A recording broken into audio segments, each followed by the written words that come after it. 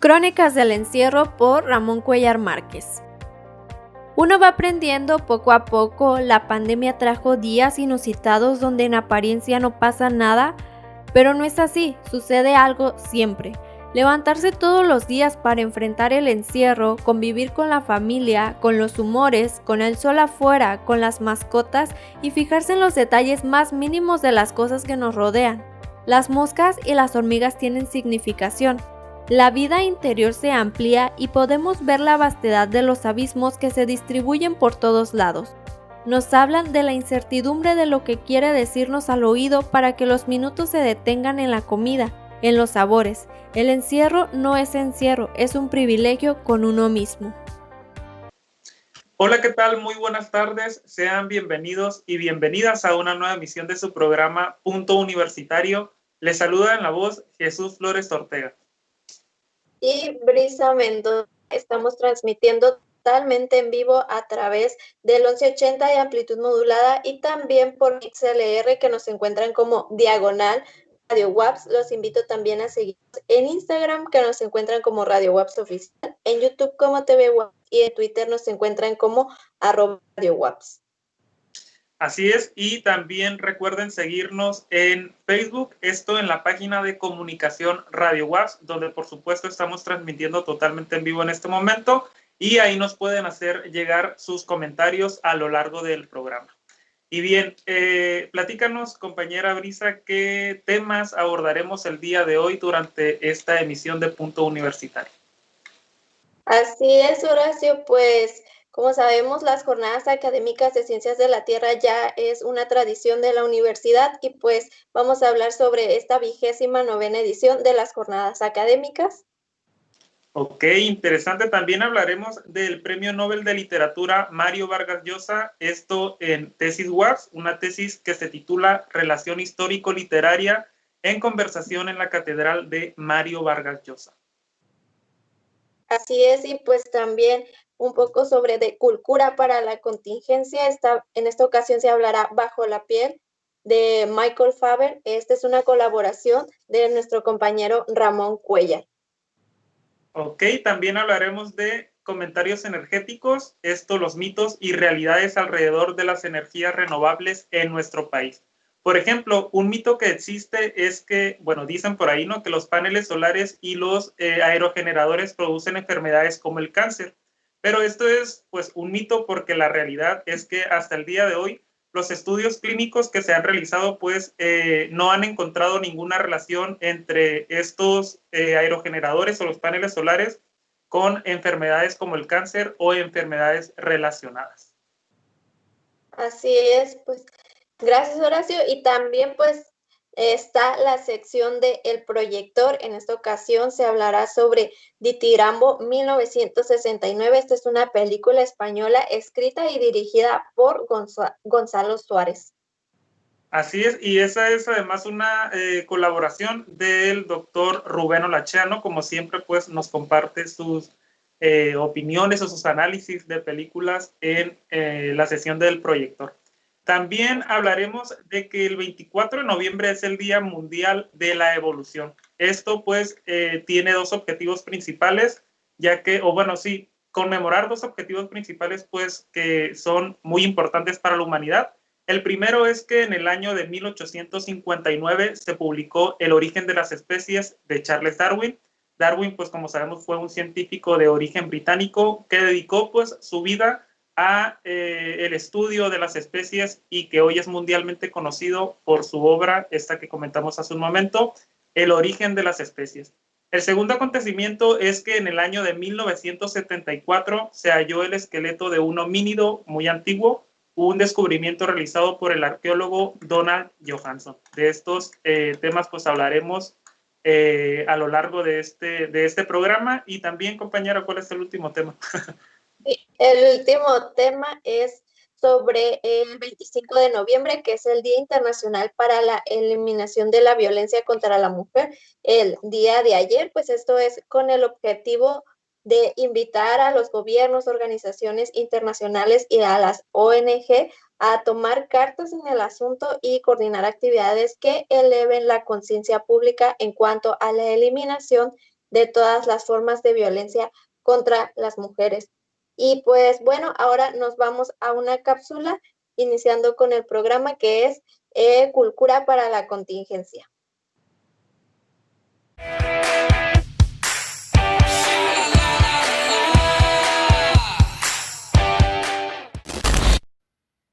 En una nueva participación de nuestro compañero Ramón Cuellar Márquez para la sección Cultura para la Contingencia, Bajo la piel, de Michel Faber.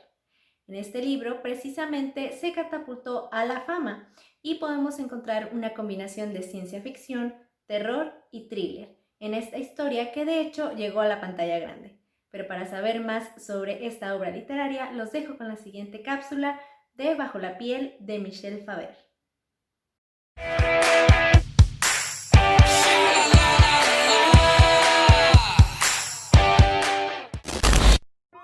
Cultura para la Contingencia, Bajo la piel, de Michel Faber, por Ramón Cuellar Márquez. El trabajo literario de Michel Faber, La Haya, Holanda, 1960, no es nada fácil de clasificar. Combina elementos de la ciencia ficción, el terror y el thriller, lo cual ejecuta con solvencia y una profundidad extraña que le ha valido el aplauso unánime de la crítica. Los constantes cambios geográficos de la familia le permitieron conocer Australia desde 1967, donde tuvo estudios básicos en varios suburbios de Melbourne, llegando hasta la universidad. Tuvo acceso a la lengua holandesa, filosofía, retórica, inglés y literatura, graduándose en 1980. Obtuvo sus primeros ingresos como limpiador antes de que se dedicara a la enfermería en Maryville. Además de hospitales en Sydney, hacia 1993, con su segundo matrimonio, se trasladó a Escocia, donde aún vive y donde tiene una granja en las tierras altas. Su actividad literaria la inició a los 14 años. Fue Eva, su segunda esposa, quien le sugirió presentar sus escritos a concursos literarios. Publicó el libro de cuentos Some Rain Must Fall en 1998 y luego, en el 2000, su novela Under the Skin, Bajo la piel. Y precisamente Bajo la piel es el libro que le dio la fama, logrando incluso que le hicieran película en 2003, del director Jonathan Glazer e interpretada por Scarlett Johansson, aunque esta se aleja un poco del relato original. La historia es una interesante retrospectiva de un ser femenino que se hace llamar Iserly y que va solitaria por las carreteras levantando hombres fuertes, con cero grasas, que piden que los lleven a algún punto, cuyos destinos fatídicos se nos revelan a lo largo de la novela. Ella es una mujer pequeña, con senos grandes y bien formados, con gafas que cubren su rostro y escotes amplios que hacen que no se le preste atención más allá de la cara y las manos. Así, a lo largo del libro descubrimos que los seres que acompañan a Iserly son más que criaturas terroríficas, antes bien una sociedad estructurada, casi como la humana y con emociones que por momentos rayan en lo cotidiano y semejante a nosotros. Se trata de una historia que no debe perderse.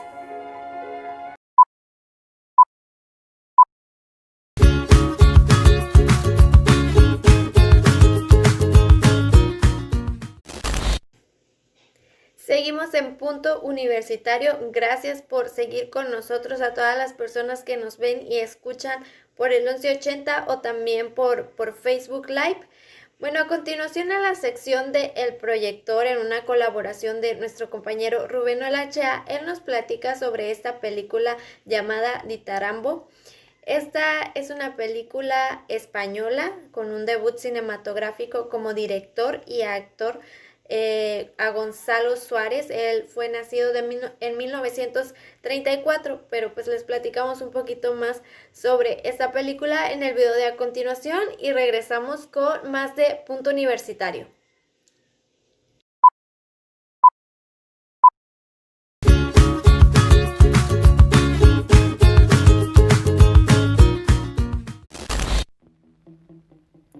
Ditirambo, de acuerdo a la maravillosa Wikipedia, es una composición lírica griega dedicada al dios Dionisio. Originalmente formaba parte de sus rituales, interpretada por el coro. Se desconoce el origen de la palabra, Probablemente la raíz sea griega. Dionisio era llamado el hijo de la puerta doble o el 2 veces nacido. Ditirambo también es una película española, el debut cinematográfico como director y actor de Gonzalo Suárez, nacido en 1934. Ditirambo es un héroe serio y honesto que se toma en serio las misiones encomendadas. La más reciente consiste en localizar al antiguo amante del marido de una escritora que quiere vengarse. Pero esta sinopsis es la mar de lejana al verismo cinematográfico, pues el escritor la seguía como un amor platónico, y la escritora no era famosa, en cambio el esposo sí, pues muere de un súbito ataque cardíaco. Ditirambo observa el funeral desde cierta distancia. La viuda interrumpe los discursos de los críticos y académicos de una manera tajante y atrevida. De gran temple latino, y nadie se atreve a contradecirla, ni calmarla, ni convencerla de que esas no son maneras. En fin, que es un inicio poco convencional para una película a blanco y negro en plena dictadura franquista en 1969. A partir de ahí, lo que vemos es una sofisticada comedia de enredos, influenciada por el cine de vanguardia de la época, Godard, diría yo, y muchos guiños al cine de fama mundial, Chaplin, Hollywood, dirían otros. Es un filme modesto, de estupenda factura, original, de calidad visual, nunca aburrido, nunca narcisista por la belleza de algo. De hecho sí, la película está llena de detalles hermosos, como los rostros de las actrices, Madrid y otras ciudades europeas entonces bastante vivibles, soledad de turistas, flores, personajes entrañables como la vendedora de flores y el botones del hotel, o el recepcionista, que te hacen sentir allí. No sé si han tenido la dicha de pisar suelo español, pero yo disfruté cada paso, porque es comprobar como en muchos paralelos lo mucho que nos parecemos los mexicanos sudcalifornianos a los peninsulares y a la vez las bastantes diferencias que nos separan y hermanan. Cosas de humanos.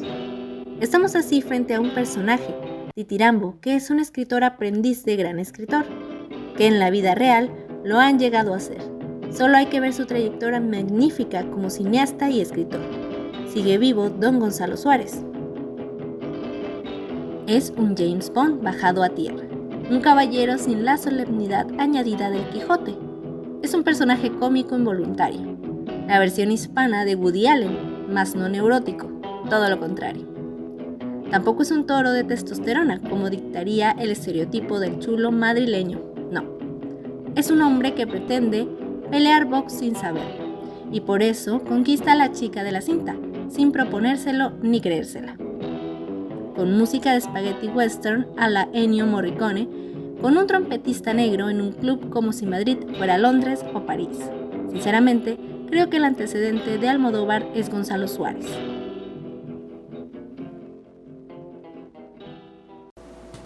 Seguramente han escuchado hablar del baile de los 41, un baile que fue organizado en noviembre de 2001 y donde fueron arrestados varios hombres que vestían de mujer. Fue un escándalo a nivel nacional, por supuesto, sobre todo porque entre esos hombres se encontraba un personaje bastante famoso, bastante popular en todo el país. Y es que se dice que a inicios del siglo pasado, es decir, a inicios del siglo XX, era muy común que se realizaran fiestas solo para hombres o solo para mujeres y los asistentes pues se vestían del sexo opuesto, es decir, los hombres de mujeres o las mujeres de hombres. Por supuesto que estas fiestas se hacían, como se dice coloquialmente, por debajo del agua o de manera clandestina y eran muy mal vistos por la sociedad, porque pues era considerado como un pecado o era considerado como algo del demonio. Pero en el siguiente video se nos habla un poco más o específicamente de qué fue esto de el baile de los 41.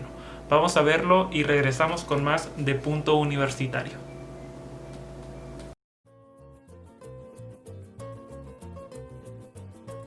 En 1901, a las 3 de la mañana, la policía realizó una razzia en la calle de La Paz, en el centro de la Ciudad de México. De los 424 asistentes, todos varones, se arrestaron a 41. de los cuales 19 iban vestidos de mujer. Por eso recibió el nombre de El baile de los 41.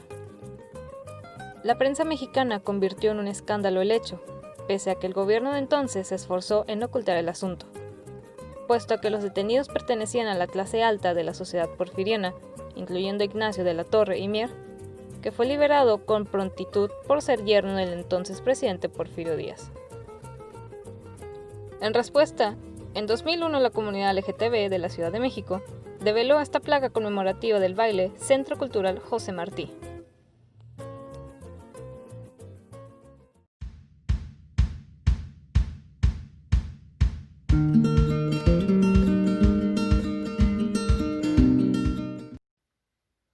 Los derechos humanos son inherentes a cada individuo.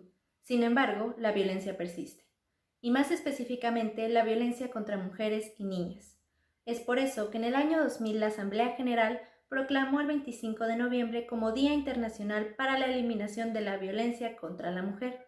Esto para invitar a gobiernos, organizaciones, instituciones y ONGs a crear conciencia sobre esta grave problemática. Pero para saber más sobre esto, los dejo con la siguiente información.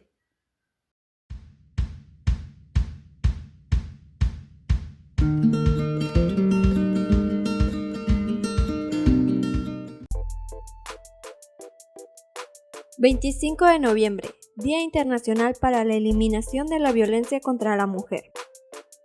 Fue en el año 2000 cuando la Asamblea General de la ONU designa el 25 de noviembre como el Día Internacional de la Eliminación de la Violencia contra la Mujer, invitando a gobiernos, organizaciones internacionales y a ONGs a tomar cartas en el asunto y coordinar actividades que eleven la conciencia pública en cuanto a la eliminación de todas las formas de violencia contra las mujeres. Pero este día ya se celebraba desde 1981. Militantes y activistas en favor del derecho de la mujer observaban el 25 de noviembre como día de protesta y conmemoración contra la violencia de género. La fecha fue elegida para honrar la memoria de las hermanas Mirabal, 3 activistas políticas de la República Dominicana que fueron brutalmente asesinadas en 1960 por orden del gobernante dominicano Rafael Trujillo. Este día es sumamente importante ya que la violencia contra las mujeres y niñas es la más extendida del mundo actual. Se cree que el motivo es la impunidad de la cual disfrutan los perpetradores y el silencio, la estigmatización y la vergüenza que sufren las víctimas. Formas de violencia contra las mujeres. La violencia contra las mujeres y niñas se manifiesta de forma física, sexual y psicológica e incluye básicamente los siguientes supuestos: violencia por un compañero sentimental, violencia sexual y acoso, trata de seres humanos, mutilación genital, matrimonio infantil. Aunque todas las mujeres en todas partes del mundo pueden sufrir violencia de género, algunas mujeres y niñas son particularmente vulnerables. Por ejemplo, las niñas y las mujeres más mayores, las mujeres que se identifican como lesbianas, bisexuales, transgénero o intersex, las migrantes y refugiadas, las de pueblos indígenas o minorías étnicas, o mujeres y niñas que viven con el VIH y discapacidades y aquellas crisis humanitarias. Día Naranja contra la violencia hacia las mujeres. En 2009, ONU Mujeres lanzó la campaña Di No, Únete, designado el 25 de cada mes como Día Naranja. Esta iniciativa pretende movilizar a la sociedad civil y a los gobiernos para que juntos amplíen el impacto de la campaña. Se anima a los participantes que lleven puesto algo de color naranja para mostrar solidaridad con la campaña, ya que este color simboliza el futuro mejor y un mundo libre de violencia contra mujeres y niños. Violencia contra la mujer en México. A pesar de las múltiples protestas que han realizado miles de mujeres a lo largo del país durante todo el año, los reportes de violencia de género no cesan. De acuerdo con datos del Instituto Municipal de la Mujer en La Paz, al menos 3 veces se ha incrementado la violencia familiar durante el confinamiento por la pandemia del COVID-19, pues de 5 reportes que se tenían en promedio aumentaron a 10. Pero esto no solo ha ocurrido en nuestra entidad, pues este 2020 la violencia contra las mujeres fue en aumento en los primeros 9 meses del año. Durante el confinamiento por la pandemia se ha registrado más denuncias por violencia de género que en años anteriores en todo el país. Las cifras son estremecedoras. De acuerdo con cifras del Sistema Nacional de Seguridad Pública, hasta mediados del mes de octubre, 2.874 mujeres fueron asesinadas y se registraron 704 feminicidios. La entidad con más feminicidios es el Estado de México con 106 casos, seguido por Veracruz con 67, la Ciudad de México con 55, Nuevo León con 50 y Puebla con 40. La violación también registró un repunte. De enero a septiembre, 12.241 mujeres fueron víctimas de este delito. ¿Cómo denunciar? Mujer, si eres o conoces a alguien que sufre algún tipo de violencia, puedes denunciar en el Instituto Municipal de Mujeres al 612-123-3440, pedir orientación o más información vía Facebook en Instituto Municipal de la Mujer o realizar una llamada en caso de emergencia al 911. Alza tu voz y denuncia. Seguimos en Punto Universitario gracias a las personas que nos han sintonizado durante toda la transmisión a través de las diferentes plataformas de Radio UAPS. Les comento que en días pasados, el 12 y 13 de noviembre, se llevaron a cabo las jornadas académicas de Ciencias de la Tierra. Esta ya es una tradición de la universidad, fue la 29ª edición. Estas jornadas duraron 2 días. Fue para intercambiar experiencias sobre los trabajos de investigación que se realizan, particularmente en el área de geología y gestión, así como ciencias del agua. Se contó con la participación de varios académicos y tesistas, y en el video de a continuación les platicamos un poquito más de lo que se vivió en estas jornadas académicas y pues las conferencias que se presentaron y con investigadores reconocidos. Así que los dejo con el video y en un momento regresamos con más de Punto Universitario. Jornadas académicas de las Ciencias de la Tierra, 29ª edición por Gabriela de la Fuente. Los pasados días 12 y 13 de noviembre se llevaron a cabo en modalidad virtual la 29ª Jornadas Académicas de la Ciencia de la Tierra, 2 días para dar a conocer e intercambiar experiencias sobre los trabajos de investigación que se realizan, particularmente en el área de geología y gestión, así como ciencias del agua. Se contó con la participación de académicos tesistas y egresados de la misma institución. Además, se presentaron 3 conferencias magistrales con investigadores reconocidos. En la inauguración, el Dr. Tobias Schrenig, jefe de Departamento Académico de Ciencias de la Tierra, UAPS, manifestó su alegría por los 29 años de estas jornadas académicas, las cuales han alcanzado un papel importante en la vida académica del departamento. Recalcó que significa un espacio de convivencia entre quienes forman el departamento, profesores y estudiantes. Mencionó también que la distancia podría dificultar estas jornadas. Sin embargo, gracias a las clases a distancia, ya se aprendió cómo funciona la convivencia virtual y gracias a ello en este evento se contó con una participación importante y que la carrera del agua está ya bien integrada al departamento y a las jornadas. También estuvo presente el Dr. Miguel Ángel Ojeda Ruiz de la Peña, secretario general de la UAPS, quien felicitó a los participantes y expresó que, como egresado del área de Ciencias del Mar, le parece formidable los 29 años ininterrumpidos y que además se cuenta con expertos nacionales que enriquecen el conocimiento. Exhortó a los estudiantes a aprovechar estas jornadas que son parte de su formación integral. Asimismo, manifestó su interés académico por algunos temas de las ponencias. Por su parte, el doctor Dante Arturo Salgado González, rector de la Universidad Autónoma de Baja California Sur, agradeció la invitación a las jornadas y se une a la celebración por los 29 años de este ejercicio universitario de debate, reflexión e intercambio. Celebró el número de participantes y expresó su gratitud por la colaboración de participantes prestigiosos. reconoció la disposición y la paciencia de profesores y estudiantes por mantener el espíritu alto de trabajo ante la situación que vive el país en tanto a la pandemia de COVID se refiere. La universidad, siempre atenta a la situación, continúa sus labores de educación y las jornadas es un ejemplo de esto. En las ponencias se abordaron temas relacionados con fenómenos meteorológicos, exploración geotérmica, formaciones rocosas, registros fósiles, suelo y calidad de agua, entre otros temas. En posteriores números de Punto Universitario expondremos algunos de los temas abordados. Si bien las jornadas son para el público conocedor principalmente, algunas investigaciones sí son de urgente necesidad para la población en general.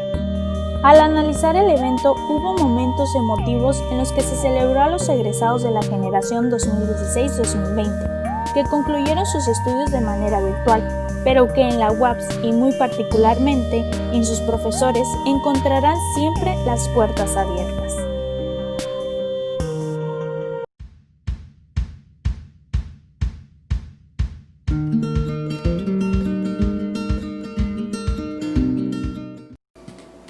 Como les comentábamos al inicio del programa, el 24 de noviembre es el Día Mundial de la Evolución. Un día que probablemente no es muy nombrado, sin embargo tiene gran importancia para la humanidad, ya que tiene la finalidad de recordar dos hechos que sin duda alguna marcaron la historia de la humanidad misma. El primero, les mencionábamos, es que en el año de 1859 se publicó El origen de las especies, una teoría que por supuesto ha respondido a muchísimas incógnitas sobre cuál es el origen de los seres vivos. Y el segundo es que en el año de 1974 se halló un esqueleto de un homínido muy antiguo, un descubrimiento realizado por el arqueólogo Donald Johanson. En el siguiente video se nos habla más sobre el Día Mundial de la Evolución. Vamos a verlo y regresamos. El 24 de noviembre se celebra el Día Mundial de la Evolución, que tiene como finalidad recordar dos acontecimientos importantes para la humanidad. El primero, que en el año de 1859 se publicó El origen de las especies de Charles Darwin. Y el segundo, que en el año de 1974 se halló del esqueleto de un homínido muy antiguo, un descubrimiento realizado por el arqueólogo Donald Johanson. Pero, ¿quién fue Charles Darwin? Charles Darwin fue un científico y naturalista de origen británico, quien dedicó su vida al estudio de las especies y que hoy es mundialmente conocido por su obra maestra, El origen de las especies. En su libro, Darwin afirma que toda forma de vida que existe en el planeta tendría un descendiente con un antepasado común. El científico llega a esta conclusión después de años de minuciosa observación e investigación y declara que todo se da por una selección natural, que va evolucionando con el tiempo hasta convertirse en los organismos que conocemos hoy en día. La famosa teoría de la evolución.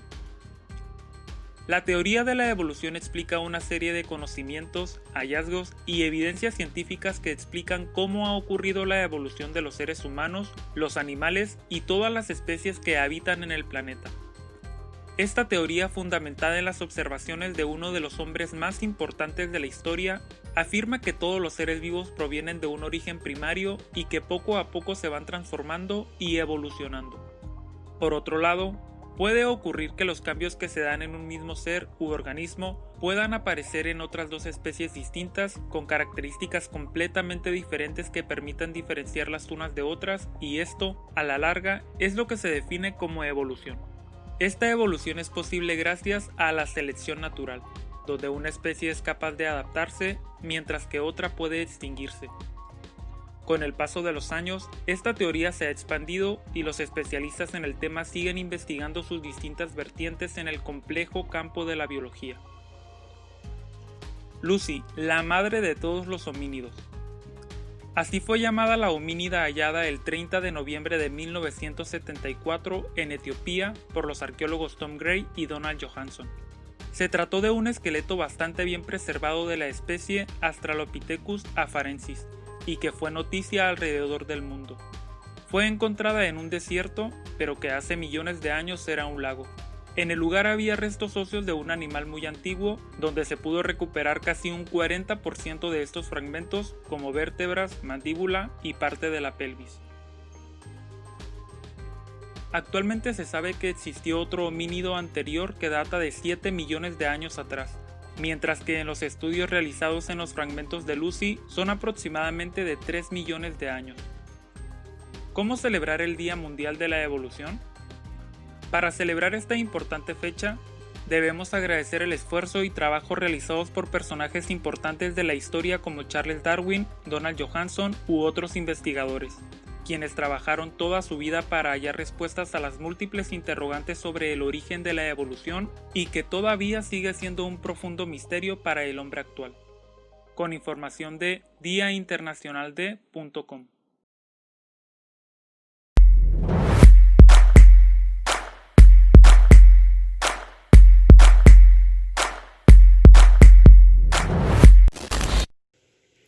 Y seguimos en Punto Universitario. Gracias por continuar con nosotros, a todos los radioescuchas y las personas que nos ven en Facebook. Pues a continuación, en la sección de comentarios energéticos les platicamos sobre una producción en la que existen ya muchos mitos, por lo cual te queremos invitar a que conozcas la información correcta. Esta es una colaboración por Eloy Antonio López Salgado.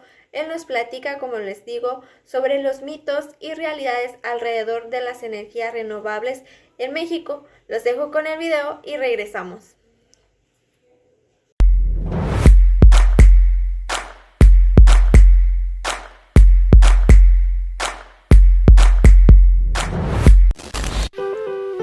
Comentarios energéticos, mitos y realidades alrededor de las energías renovables en México, por Eloy Antonio López Salgado, estudiante de tercer semestre IFE. En un reporte oficial recogido por Energía Limpia 21, Iberdrola México presentó su visión en relación a algunos puntos esenciales sobre las energías renovables en el país azteca, basado en datos contundentes.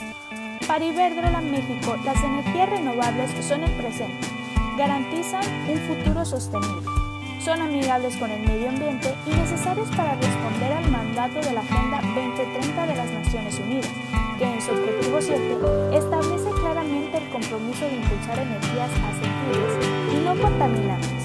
A pesar de lo anterior, alrededor de su producción existen muchos mitos y hoy te invitamos a conocer la información correcta. Mito: es muy costoso producir energía renovable. Realidad: no siempre es así. Gracias a la tecnología desarrollada, producir un megawatt a partir del viento o del sol tiene un costo en promedio de $70 y hacerlo con combustorio de $130. Mito: los aerogeneradores en los campos eólicos ponen en riesgo a las aves. Realidad: si bien es cierto que las aves y murciélagos pueden correr riesgos con las aspas de los aerogeneradores, es indispensable invertir en sistemas de protección a la fauna silvestre, al tiempo que se monitorea y se ahuyentan a la misma. Mito: los paneles solares y los aerogeneradores producen enfermedades como el cáncer. Realidad: al momento, en los estudios clínicos realizados no se ha encontrado ninguna relación entre esta tecnología y el padecimiento de alguna enfermedad. Mito: las energías eólica y solar no son continuas. Realidad: cierto que este tipo de energías depende de las condiciones ambientales, pero estas plantas deben ubicarse en zonas adecuadas, además de usar tecnología que permita el almacenamiento y siempre disponibilidad de la energía. Este tipo de empresas en el país representan una oportunidad de contar con actores socialmente responsables y decisivos en la nueva economía del país. Apostar por las energías limpias es una apuesta por el presente y el futuro.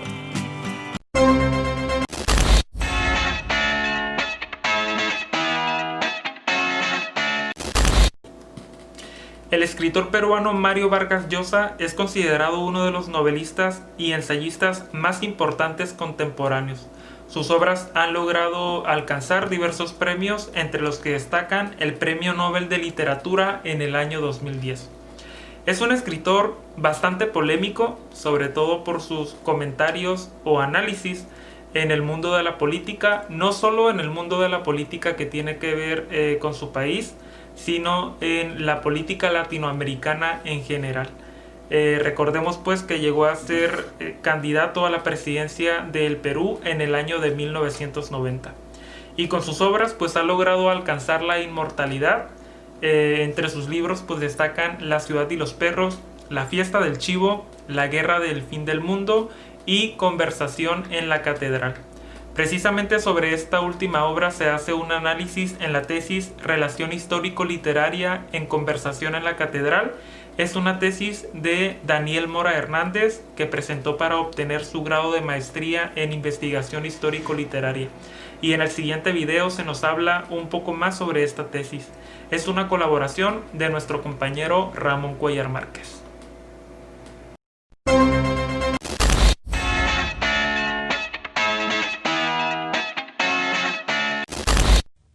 Mario Vargas Llosa no permanece indiferente ante la realidad de Perú y en general de los países latinoamericanos. Interpela a sus lectores para que ellos mismos no permanezcan indiferentes ante una realidad que, en la mayoría de los casos, es injusta e inequitativa. La obra de Mario Vargas Llosa es sin duda una descomunal aventura por la literatura y uno de los grandes nombres de nuestra cultura latinoamericana de los últimos 70 años. Integrante del boom literario de América Latina de los años 60, Mario Vargas Llosa ha logrado alcanzar la inmortalidad con cada uno de sus libros, reconocido por haber recibido múltiples premios, en especial el Premio Nobel de la Literatura en 2010. Siempre polémico, pero lúcido en sus ensayos, reflexiones y mordaz a la hora de ejercer la crítica. Su estilo ha logrado influencia en numerosas generaciones, en especial el aspecto histórico que imprimen sus relatos. En la tesis Relación histórico-literaria en Conversación en la Catedral de Mario Vargas Llosa, de César Daniel Mora Hernández, se explora este importante aspecto de la historia, donde trata de definir, una vez más, cómo ambas actividades humanas se corresponden, conviven y pretenden definirse a sí mismas. La literatura no es historia, y sin embargo puede llevar en sus venas la posibilidad de la historia.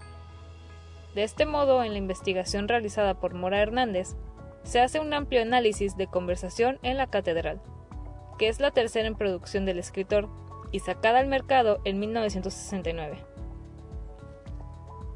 Mucho se ha hablado y escrito sobre esta obra.